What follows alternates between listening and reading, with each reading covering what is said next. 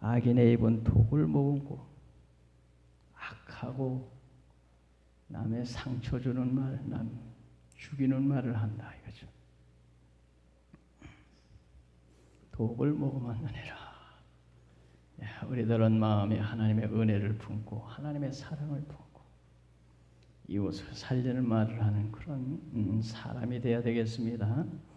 우리 12절 다 같이 읽습니다. 미움은 다툼을 일으켜도 사랑은 모든 어려움을 가리느니라. 미움은 다툼을 자꾸 일으킨단 말이에요. 마음속에 미운 마음이 있으면 남의 허물을 자꾸 들춰내게 되다 보니까 결국엔 싸우게 된다. 미움은 다툼을 일으켜. 그래서 마음에 미움이 있는 사람들은 남하고 잘 다퉈요. 이 사람하고 부딪히고 저 사람하고 부딪히고 늘 남하고 다투는 일이 많아. 왜? 미움이 있는 사람은 남의 허물을 들춰내기를 좋아하다 보니까 허물 들춰내는데 좋아할 사람 어디 있어요? 그러니까 만나 부딪히고 싸우는 거야.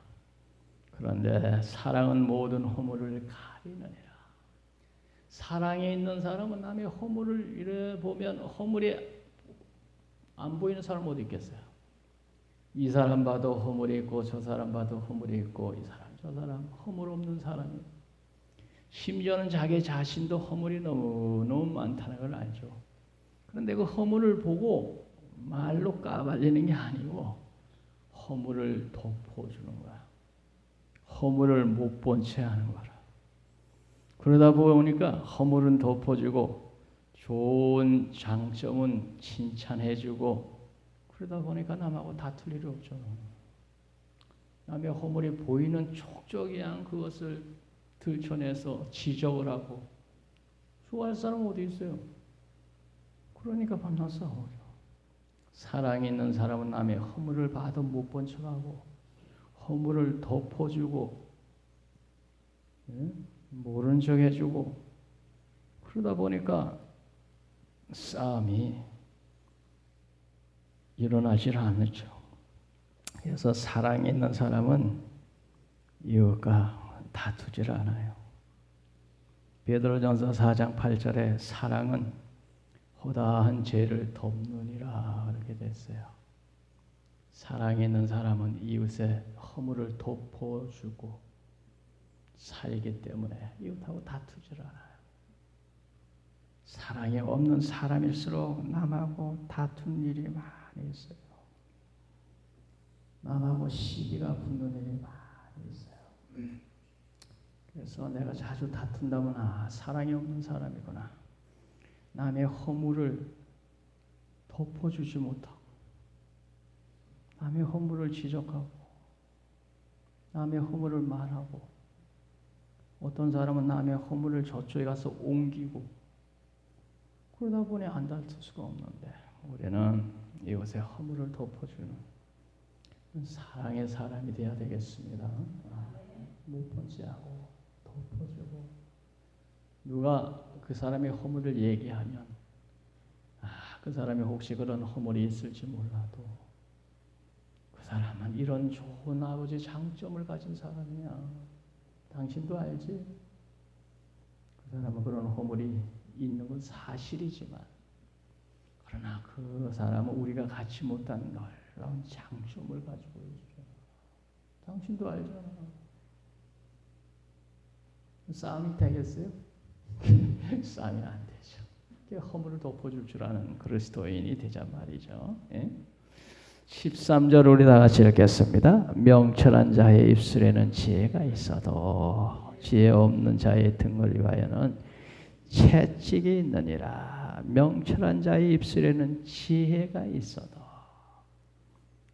명철한 자는 말 조심을 해가지고 이웃하고 분쟁을 피하는 그런 삶을 산다. 그게 지혜로운 삶이죠. 명철한 자는 말 조심. 그래서 가능한 한 말 상가하고 그러므로 이웃하고 분쟁을 피하게 돼요. 그런데 지혜 없는 자는 생각 없이 함부로 이 말 저 말 막 하다가 싸우고 다투게 되니까 지혜가 없는 거죠. 그런 사람은 등을 위하여 막대기 채찍 준비되어 있다. 그래서 명철한 자와 명철하지 않은 자의 차이는, 명철한 자는 말 조심해서 상각하는 사람이고, 또 지혜가 없는 사람은 생각 없이 이 말 저 말 막 하는 사람이에요. 명철한 자는 말 상가하고 조심하니까 다 틀리게 하지. 지혜 없는 자는 생각 없이 이 말 저 말 막 내뱉었다가 화가 되어서 이 사람하고 다투고 저 사람하고 다투니, 그런 사람은 등에 막대기가 준비되어서 그런 등짝을 들고 패야 된다는 거죠. 그러니까 그런 어리석은 사람 되지 마. 등을 위하여 채찍이 준비돼. 그런 사람은 고난이 많다 이거예요. 고난이. 등에 채찍이 준비되었다는 사람은 그런 사람에겐 고난이 많아. 14절 읽읍시다. 지혜로운 자는 지식을 간직하거니와 미련한 자의 입은 멸망에 가까우니라. 지혜로운 자는 지식을 간직한다. 그러므로 지식을 간직함으로 쓸데없는 말을 함부로 하지 않는다. 마음속에 지식을 간직함으로 말을 함부로 쓸데없이 안 한다. 그런데 미련한 자의 입은 멸망에 가까우니라. 미련한 자는 어리석은 자를 말해. 생각이 짧은 자를 말해. 그래서 생각이 짧고 어리석은 자는 입은 멸망에 가깝다는 건 말을 막 하다가 어려움이 찾아온다 이거죠. 지혜로운 자는 지식을 간직하고 말 조심하고 그렇게 살지만, 지식을 마음에 간직하고 말 조심하고 살지마. 어리석은 미련한 자의 입은 멸망에 가깝다. 미련한 자는 말 조심 안 하다가 어려움을 겪게 된다. 그래서 말 조심하라는 거죠. 말 때문에 어리석은 자도 되고, 말 조심함으로 지혜로운 자도 되고, 필요한 말은 꼭 맞는 필요한 말을 하면 그건 아주 또 지혜로운 자가 되죠. 꼭 경우에 맞는 합당한 말을 필요한 때에 필요하게 하는 사람은 참 또 지혜롭다고 말을 들을 수도 있어요. 자, 그 다음에 우리 한번 보겠습니다. 15절입니다. 부자의 재물은 그의 견고한 성이요 가난한 자의 궁핍은 그의 멸망이니라. 이것은 뭐 의롭고 불의하고 그런 차원이 아니고, 세상엔 부자도 있고 궁핍한 자도 있다 하는 것입니다. 세상에는. 그런데 그 부자의 부가 때로는 인생 살아가는데 도움이 된다. 인생 살아가는. 가난이 때로 인생 살아가는데 어려움이 되기도 한다 이거죠. 세상에는 부자의 재물이 그의 견고한 성이요. 겨울에 김교수 권사님 말씀하셨지만 돈을 얼마나 버는지 그렇게 큰 집에서 비싼 차를 타고 그렇게 부하게 사는 사람은 세상 사는 데 있어서 도움이 될 수 있다는 거죠. 세상에 가난하게 살면 인생 살이가 좀 어려울 수도 있다는 거죠. 그러므로 세상 사는 동안에 부지런하여서 가난하지 말고, 게을러서 가난하지 말고 부지런히 열심히 살아서 부자 되라는 그런 말씀이다. 부지런히 살아서 부자가 되라. 부지런히 사는 게 하나님 뜻대로 사는 거거든요. 엿새 동안에 힘써 내 모든 일을 행하거든요. 그래서 우리가 예수 믿는 사람이 부지런히 사는 게 아버지 뜻대로 사는 거예요. 부자로 사는 게 나쁜 게 아니고 죄 짓는 거 아니에요.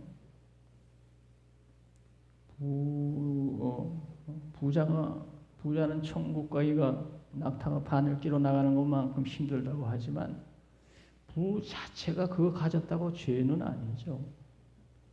그 부를 잘못 사용하니까 죄가 되는 거죠. 그런데 하나님은 우리를 부욕해 하시려고 예수님이 가난한 사람이 되어서 이 세상에 오셨다 그런 말씀이 있어요. 고린도후서에. 예수님 우리를 부욕케 하느라고 하기 위하여 가난하게 되셨다. 물론 영적으로 부유하고 육적으로도 부욕케 하려고 예수님은 이 땅에 오셨다 그랬어요. 그러므로 세상 사는 동안 우리들이 부지런히 살아서 잘 사는 건 아버지 뜻대로 사는 것이다. 게으르고 나태하다가 가난한 건 그건 아버지 뜻대로 사는 게 아니에요. 가난 자체가 죄는 아니에요. 가난 자체가. 하나님은 가난한 자를 믿음에 부욕케 하셨다 이런 말씀이 있어요. 그 사람이 부자로 살면 예수 안 믿을 사람이고 지옥 갈 사람인데 가난함으로 말미암아 하나님을 의지하게 되고 천국 가게 되었다는 말씀이 있어요. 가난이 죄가 아니에요. 문제가 뭐냐? 가난하게 되도록 게으르고 나태하게 산 그게 죄가 되는 거죠. 근데 우리 예수 믿는 사람은 부지런히 살아가는 거죠. 부지런히 살다 부자 되는 건 좋은 일이죠. 그런데 여기 보면 부자는 그 부가 인생 사는데 도움이 된다. 견고한 성유. 그러나 우리 세상 살면서 우리에게 범사에 도움이 되시는 분은 하나님이시다. 할렐루야. 돈이 많아서 인생 사는데 도움은 되지만 그러나 그 도움이 천당 가는 데까지 도움되는 건 아니잖아. 그렇잖아요. 부자면 천당 갑니까? 성경은 없지만 부자면 천당 가기 힘들다고 했잖아요. 근데 우리 하나님은 우리가 이 세상 사는 동안에 범사에 도움이 된단 말이에요. 천국 가는 데도 도움이 되고 세상에서 후하게 사는 데도 도움이 되고 우리를 안전하게 지켜주는 데도 도움이 되죠. 돈이 우리를 안전하게 지켜줍니까? 오히려 돈 때문에 강도를 만나가지고 죽은 사람도 있어요. 돈 없었으면 강도 안 만날 텐데. 저 집에 보니까 예제 차를 타면서 잘 사는 것 같아. 꼭 차 사고 난 사람들은 예제 차 타는 사람들이더라고. 그렇잖아요. 돈 때문에 그 문제가 생겨나요. 돈 때문에. 돈은 우리를 지켜줄 수 없잖아요. 그러나 우리 하나님은 우리의 도움이 어디서 올고 천지를 지으신 여호와에게서로다. 우리 하나님은 참으로 너희를 도우리라. 너희를 붙잡아 주리라. 의로운 오른손으로 너를 붙들리라. 하나님을 도움으로 삼고 살면 우리 세상 사는 동안에 만 가지가 도움이 될 줄로 믿습니다. 하나님을 도움으로 삼아.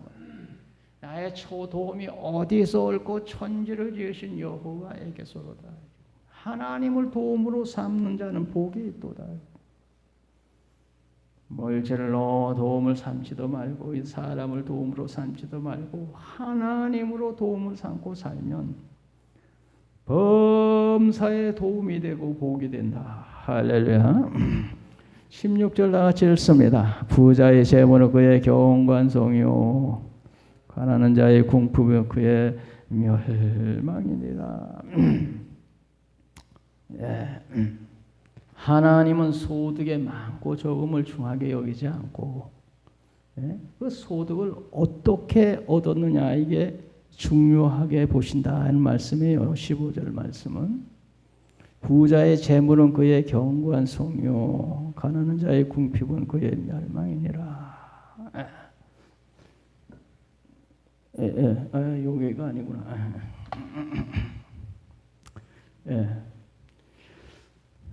지금 말씀드린 게 15절의 말씀이 그 말씀이죠. 지금 말씀드린 거 15절의 말씀이고 이제 16절의 말씀을 보십시다.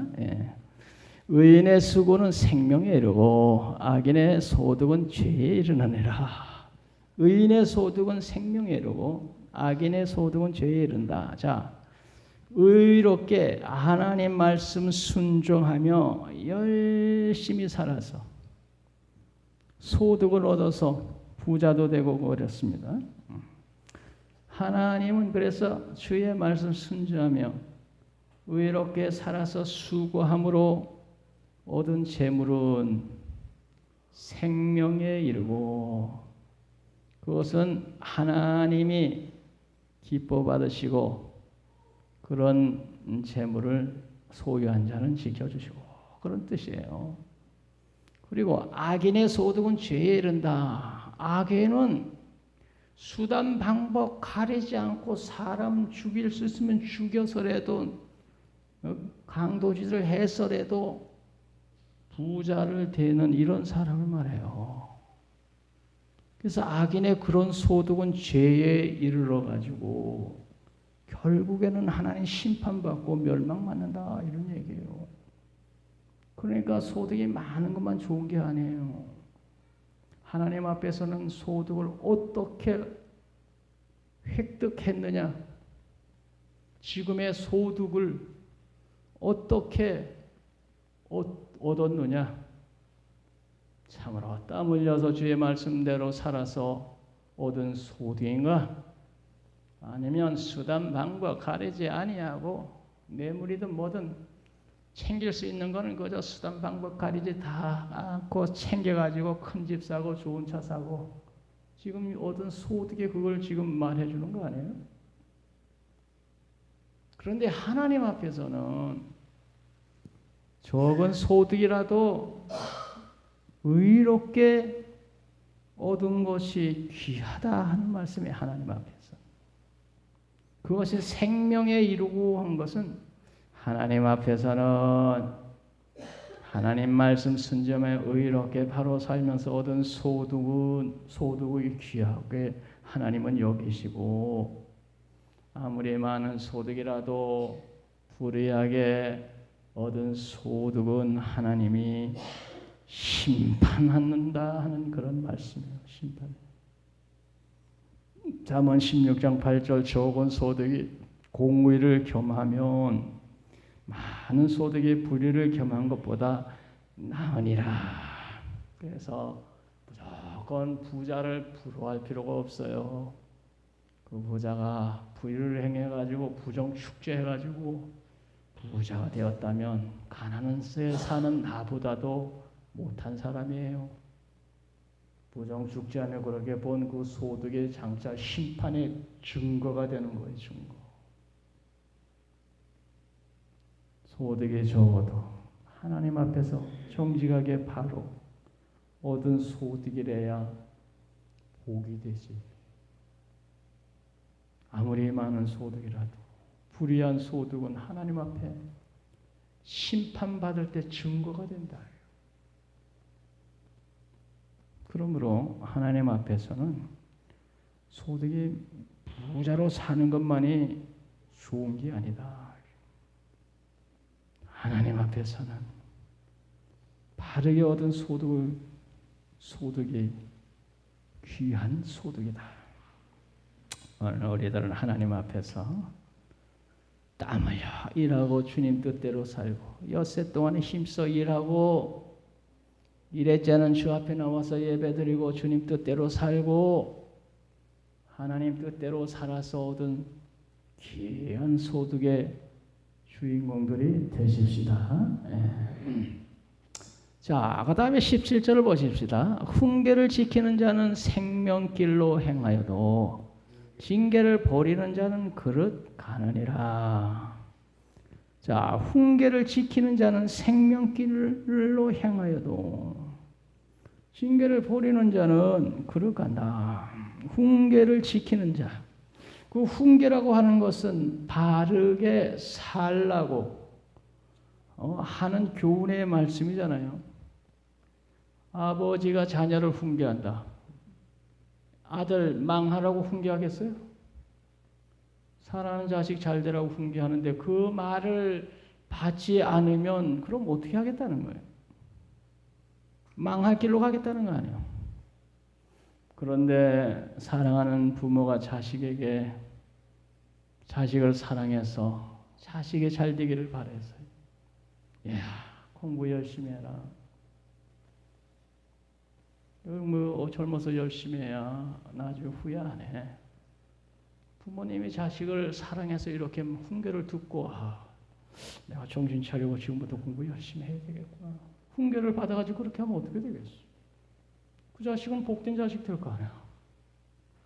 그래서 훈계를 지키는 자는 생명길로 행하여도 그런데 그런 훈계를 지키지 받지도 않고 훈계를 받지 않으므로 징계를 했는데도 말을 듣지 않아. 징계를 버리는 자는 그릇 가다가 멸망이 찾아오고 인생 낙오라가 되고 후회만 남는 인생이 되고 그렇게 된다 이거야. 훈계를 우리 하나님의 말씀을 잘 받아들이고 아멘하고 그 말씀 순종하고 실천하면 복이 되고 말씀을 듣고도 주님 뜻대로 안 살고 제 뜻대로 계속 나가면 후회할 날이 온다 하는 것입니다. 주의 말씀 아멘으로 잘 받고 믿음으로 산 일에 우리 힘써야 되겠습니다. 자, 우리 18절 읽읍시다. 미움을 감추는 자는 거짓된 입술을 가진 자요 중상하는 자는 미련한 자이니라. 마음속에 미움을 품고 감추고 입술로 나는 너를 사랑해 하는 건 거짓말이라는 거예요. 마음에 미움을 가득히 가지고 있으면서 입술로는 사랑한다는 게 바로 미움을 감추는 자는 거짓된 입술을 가진 자. 이런 사람이 거짓된 입술이잖아. 이것을 재미 미워하면서 입술로는 아주 생글생글 웃으면서 아이고 난 당신을 사랑해. 오늘 보니까 너무 반갑네. 당신만 만나면 나는 왜 이렇게 행복한지 모르겠어. 이 속에는 미움을 가지고 있으면서 겉으로는 아주 한그러져하고 태연하게 해요. 그렇게 이야기하는 사람이 있을 수 있겠죠. 그런 자는 고집된 자요. 마음속에 사랑을 품고 입으로도 사랑을 말을 해야지. 마음속에 미움을 품은데 겉으로 말로만 그러는 것은 그건 거짓말하는 사람이요. 언젠가는 그 미움이 현실로 나타나서 이웃을 해치는 역사가 일어날 거라죠. 미움이 사람을 살인으로 이끄는 거니까. 그러니까 근본적으로 마음속에 사랑을 품고 살라는 거죠. 중상하는 자는 미련한 자이니라. 중상한 모략. 이리저리 다니면서 쓸데없이 남을 중상모략하며 돌아다니는 자. 그게 중상하는 자예요. 중상하는 자. 중상하는 자는 미련한 자니라. 왜? 쓸데없이 남이 말하고 중상모략하며 돌아다니면 그 주인공이 가만히 있겠어?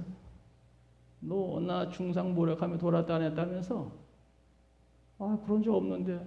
그런 적 없다고? 저 개똥이 엄마가 그러는데 너 여전히 여기서 이렇게 저렇게 얘기하더라고. 어떻게 될까요? 그러다 보면 결국에는 화를 잃게 될 거 아니에요. 화를. 중상모략하며 다니는 자는 그래서 미련한 자니라. 나중에 화를 당할 것이란 말이죠. 중상모략하며 두루 다니면 남 요긴하고 중상모략을 돌아다니고 그러지 말고 우리 예수님은 두루 다니긴 다니셨는데 두루 다니면서 복음을 전하셨어요. 새벽 미명에 우리 주님 일어나 한적한 곳에 가 기도하시더니 일어나 두루 다니시며 하나님의 말씀을 전하더라. 중상모략하고 다니는 사람도 있는데 우리 예수님은 천국의 복음을 전해서 이웃을 구원하는 일을 힘썼어요. 예수님을 본받아서 우리가 이웃을 구원하는 그런 말씀을 전하러 두루 다니는 사람. 예수 닮은 사람들이 다 되십시다. 자, 19절을 읽습니다. 말이 많으면 허물을 면하기 어렵구나. 그의 입술을 제어한 자는 지혜가 있느니라. 사람이 부족해가지고 사람이 완벽하면 꼭 필요한 말만 하고 살 수 있겠죠. 실수 안 하고. 그런데 사람이라고 하는 것은 부족해가지고 부족한 사람이 말을 많이 하다 보면은 실수가 많아. 실수가. 말이 많으면 허물을 면기 어렵고 실수를 많이 하게 되니까. 야고보 3장 2절에 우리가 다 실수가 많으니 만일 말에 실수가 없는 자라면 곧 온전한 사람이라 능히 온 몸도 굴레 씌우리라. 실수가 없는 자라면 곧 온전한 사람, 신이라는 거, 신. 우리는 다 부족한 사람이라서 부족한 사람의 입에서 말을 많이 하다 보면 실수, 허물이 드러나게. 그러므로 말이 많으면 허물을 면하기 어렵고 그 입술을 제어하는 자는 지혜가 있느니라. 그래서 자기의 부족을 알고 부족한 내가 입으로 말을 많이 떠버리다 보면 실수를 하니까 조심해야 돼. 나를 상가해야 되겠구나. 그게 바로 지혜가 있는 사람이라는 거야. 부족한 사람이 입만 열면 그저 이 말 저 말 하다 보면 꼭 실수하게 돼. 그런데 그것을 알고 말을 상가해. 이 말 저 말 하다 보면 실수가 하게 되니까 조심해라. 그게 지혜로운 사람이에요. 뿐만 아니고 말 안 하는 게 또 전부 좋은 게 아니에요. 좋은 말을 하며 살면 얼마나 좋겠어. 잠언 15장 22절에 때에 맞는 말이 얼마나 아름다운고 이런 말이 있어. 때에 맞는 말이 꼭 필요한 때 필요한 말을 한마디 던지는 거 얼마나 아름다운고 꼭 필요한 때 필요한 말을 하면서 사는 거. 그러기만 하면 좋은데 그게 잘못하면 오버가 되고 잘못하면 부족하고 그걸 잘 지키기가 힘들죠. 그런데 우리들이 하나님 앞에서 하나님 이 입술을 필요한 때 필요하게 잘 사용할 수 있도록 성령님께서 주장하여 주소서. 늘 우리들이 기도해야 될 줄로 믿습니다. 자, 20절 다 같이 읽습니다. 의인의 혀는 순음과 같으니와 악인의 마음은 가치가 적으니라. 의인의 혀는 순은 아주 순전한 은과 같아. 이래. 순전한 은은 아주 귀한 은이라는 거지. 옛날에는 은이 아주 귀하게 취급받았는데 순은은 아주 불순물이 다 제거되고 아주 순전한 은이에요. 순금처럼 순전한 은이에요. 그러니까 의인의 혀는 순은과 같거니와. 왜냐하면 의인은 유익하고 좋은 말만 하니까 그 의인의 입에서 나오는 말은 순은과 같이 귀한 말씀이라는 거죠. 악인의 마음은 가치가 적으니라. 악인은 악한 마음을 품고 악한 말로 이웃을 해치는 말을 이 말 저 말 막 해버리니까 귀하게 대접받지 못하고 천한 그런 인생이 되고 만다. 그 입술이 그 사람을 천하게 만드는 거야.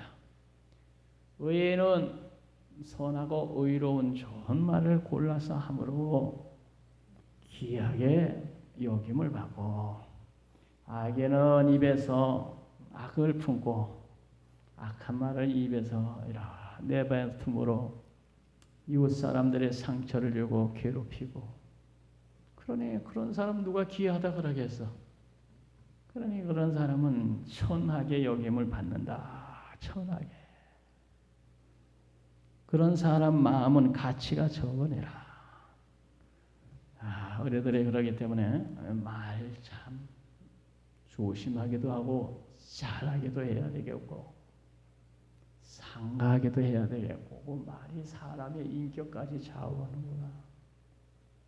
우리 예수 그리스도를 믿는 사람들은 주님의 은혜가 마음속에 가득히 차가지고 은혜가 있으면 은혜로운 말이 나오게 되어 있어요.